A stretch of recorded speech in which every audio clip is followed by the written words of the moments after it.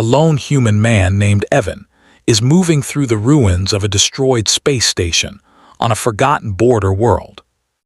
Alarms are dead, lights flicker, the place smells of smoke and blood. He hears weak breathing behind a broken wall. He finds a wounded alien woman, badly injured, bleeding strange silver-blue blood. She looks human at first, too human. Evan hesitates. Helping aliens often brings death. Still, he kneels and starts bandaging her wound with what little medical gear he has.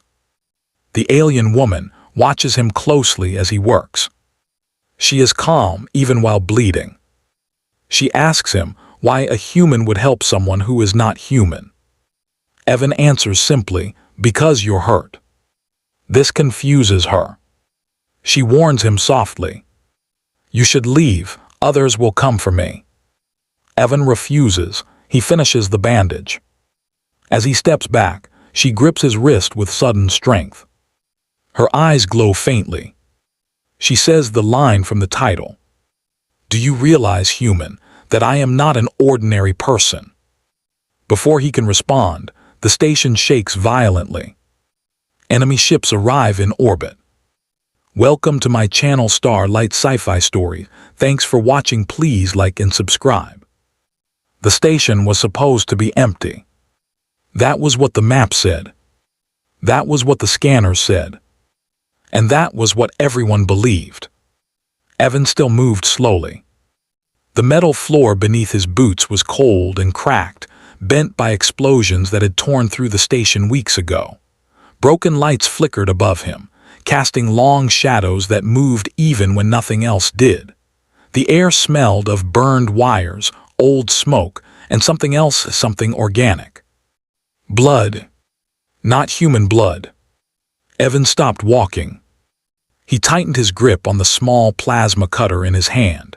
It was not a weapon, not really, but it was the only thing he had. His breathing was slow, controlled. He had learned long ago that panic killed faster than bullets. A sound reached his ears. Weak, uneven. Breathing. He followed it past a collapsed wall and into what had once been a medical bay. Most of the equipment was smashed. Beds were overturned. Dried blood painted the walls in dark lines. And there, half hidden behind a fallen cabinet, was her. She lay on her side, one arm pressed tightly against her lower body. Her clothing was torn, darkened by fresh blood that shimmered faintly under the broken lights. The color was wrong, not red, silver blue. Alien. Evan froze. Helping aliens was dangerous. Everyone knew that. On the frontier world, stories spread faster than facts. Some aliens were peaceful, others were not. And some looked peaceful right until they killed you. She looked human. Too human. Her face was pale, lips tight with pain, dark hair stuck to her forehead with sweat. But her eyes were open, sharp, watching him. She did not scream. She did not beg. She simply watched. Evan lowered his cutter slightly. "You're hurt," he said quietly. Her gaze followed every movement of his hands. She said nothing at first.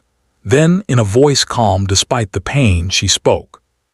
"You should not be here, human." The way she said human sent a chill through him. "I could say the same," Evan replied. He knelt slowly, making sure his movements were clear and calm.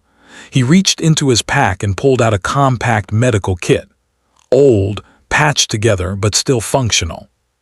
Her breathing changed, not faster, slower. "You intend to help me?" she asked. "Yes." "Why?" The question surprised him. He paused, thinking. "Because you're bleeding," he said simply. She stared at him as if he had spoken nonsense. "You know what I am," she said. "I know you're not human," Evan replied. "That's about it. That should be enough to make you leave." He opened the kit and pulled out sterilizing spray and bandages, maybe for someone else. She watched closely as he cleaned his hands and prepared the supplies. "You risk death," she said. "Every day," Evan answered. Carefully, slowly, he lifted the torn fabric near her wound. The injury was bad.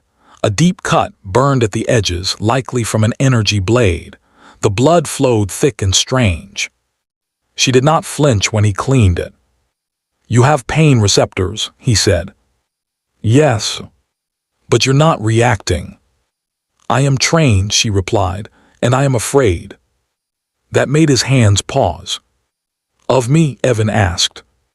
"Of what comes for me," she said. The station groaned suddenly, metal shifting as something heavy moved outside. Evan felt the vibration through the floor. She noticed. "They are close," she said. "Who?" "Hunters." Evan pressed the bandage firmly into place. "Then we don't have much time." She looked down at his hands, then back at his face. "You could still leave," she said. "They do not care about you." He secured the bandage, tight enough to stop the bleeding. "I care," he said. For the first time, her calm broke. Her eyes widened slightly. Confusion crossed her face. "That makes no sense," she whispered. Evan leaned back and stood. "Try to stay still," he said. She did not. Instead, she reached out and grabbed his wrist. Her grip was strong, too strong for someone injured. Evan froze. Her eyes began to glow faintly, the pupils shifting into something not quite human. "Do you realize, human," she said slowly, clearly, "that I am not an ordinary person?" Before he could respond, the station shook violently. An explosion echoed somewhere far above them. Dust rained from the ceiling. Emergency lights flickered on, bathing the room in red. Evan swore under his breath. "They're here," he said. She released his wrist. "Yes," she replied, "they have found me." He looked toward the shattered window. Through it he could see space, and beyond it, shapes moving against the stars. Ships, black and sharp, marked with symbols he recognized from old warnings.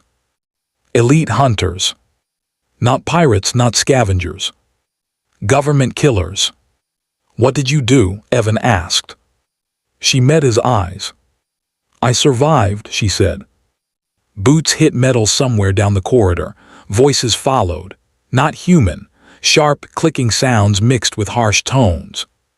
Evan felt his heart pound. "They will tear this station apart," she said calmly, "if they must."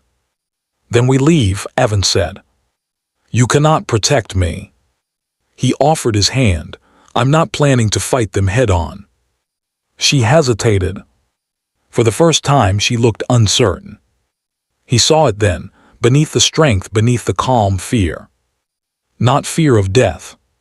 Fear of capture. She took his hand. He pulled her to her feet. She stumbled, then steadied herself, leaning heavily on him. Her weight was light, too light. They moved into the corridor just as energy fire tore through the medical bay behind them. The wall exploded inward. Evan dragged her forward. "Left," she said. "How do you know?" "I know this place," she replied. They turned, running through narrow service halls, alarms screaming overhead. The hunters' voices echoed behind them. Growing closer. "Why are they hunting you?" Evan asked between breaths. "Because I am dangerous," she answered. "That doesn't narrow it down." She almost smiled. A blast hit the wall near them, throwing Evan forward. He shielded her with his body as they rolled across the floor. "You could still surrender me," she said quietly. He laughed once, breathless. "Not my style." They reached a sealed door. Evan slapped the manual override. It groaned open, revealing an old cargo hangar. His ship sat inside, small, ugly, human-made. Her eyes widened. "You came here alone?" she asked. "Always do." They reached the ramp just as hunters poured into the hangar. Tall, armored figures with glowing weapons raised. Evan turned, standing between them and her. Something shifted behind him. Power. He felt it like pressure in the air. She stood straighter now, her wound no longer bleeding. Her eyes burned bright. "If they take me," she said softly, "billions will die." The hunters stopped. They recognized her.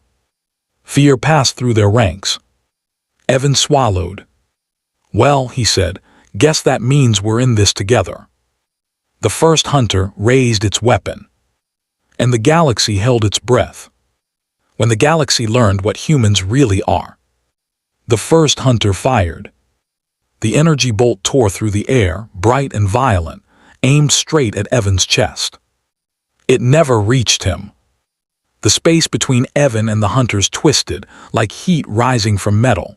The bolt bent, slowed, then vanished as if swallowed by nothing. The hangar went silent. Evan did not move. He could feel it now. A pressure behind him, calm and heavy, like a deep ocean holding back a storm. The woman stepped forward. Her wound was closed. The bandage Evan had placed was still there, but it was clean now, untouched by blood. Her breathing was steady. Her posture was straight. She no longer leaned on him. The hunters took a step back. They knew. "You were warned," the lead hunter said, its voice low and shaking. "You were never meant to survive." She looked at them with something close to sadness. "I did not survive," she said. "I endured."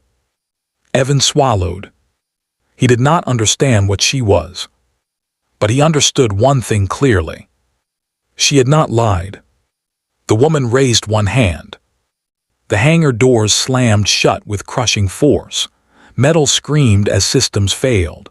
The hunters lifted their weapons again, but their arms locked in place, froze in mid-motion. Evan turned his head slightly, careful not to move too fast. "You okay back there?" he asked. She glanced at him. "You should be afraid," she said. "Maybe later," Evan replied. "Right now I just want to leave." For the first time she smiled. Not wide, not cruel. Just real. She lowered her hand. The hunters collapsed to the floor, alive but unmoving. "They will not follow," she said. Evan nodded and ran for the cockpit. The ship shook as it lifted off, engines screaming in protest. Alarms blared. The station behind them broke apart as enemy ships fired blindly, too late to stop them. Stars stretched. They jumped. Silence filled the ship. Only then did Evan let himself breathe. He sat back in the pilot's seat, hands shaking. Sweat ran down his face. His heart pounded so hard it hurt. Behind him, she stood quietly. "You saved me," she said. "I patched you up," Evan replied. "You saved us." "That is not how this works," she said softly. He turned to face her. "Then explain it." She studied him for a long moment. "You treated me as a person," she said. "Not a weapon, not a threat, not a prize." "I don't see the difference," Evan said. She looked away. "That is why your kind is dangerous." They traveled in silence for a long time. Finally, she spoke again. "My people were called many names," she said. "Gods, demons, monsters." "What were you really?" Evan asked. "Caretakers," she replied. "We shaped stars, we sealed rifts, we kept the balance." And the galaxy didn't like that. "They feared what they could not control," she said, "so they hunted us." Evan nodded. "Sounds familiar." She turned back to him. "You are not afraid of me," she said. "I am," Evan replied honestly, "but fear doesn't mean I stop being human." She closed her eyes. "I looked into your history," she said, "when you touched me." Evan stiffened. "You what?" "I saw your wars," she continued. "Your losses, your failures, your stubborn survival." She opened her eyes. "You should not exist," she said. "By every rule the galaxy follows, your species should have destroyed itself." "We keep trying," Evan said dryly. She almost laughed. The ship suddenly shuddered. Evan looked at the sensors. His face went pale. A fleet surrounded them. Dozens of ships, military, not hunters. This was official. A channel opened. A calm, cold voice spoke. Ancient One, it said, power down, the human will be spared. Evan stood. No, he said. The voice paused. You speak without authority, it replied. Evan crossed his arms. I'm still speaking. She stepped beside him. They do not understand you, she said quietly. Then they'll learn, Evan replied. The fleet's weapons powered up. She raised her hand again. Space itself bent. Stars dimmed. The fleet froze. Every system locked, every weapon silent. The voice returned, no longer calm. What are you? She looked at Evan. What do you wish me to be? She asked. He thought of the station, the blood, the fear. Someone who doesn't kill unless they have to, he said. She nodded. She released the fleet. But she did not destroy them. She sent a signal instead. Every ship received it. Every government heard it. A simple message. Humanity stood between the galaxy and extinction. The fleet withdrew. Silence returned. She turned to Evan. My kind believed power was what mattered, she said. We were wrong. Evan frowned. You saying we're better? No, she replied. You are worse. He blinked. You feel pain, she continued. You know fear, you still choose kindness. She placed a hand over the bandage he had wrapped earlier. That makes you unpredictable, she said, and unstoppable.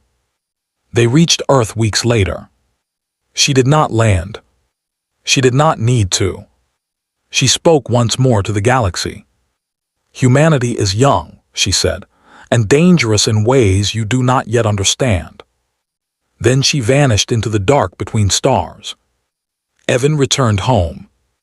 No medals, no speeches. Just a quiet life. But across the galaxy, one truth remained. They did not fear humanity's weapons. They feared their mercy. And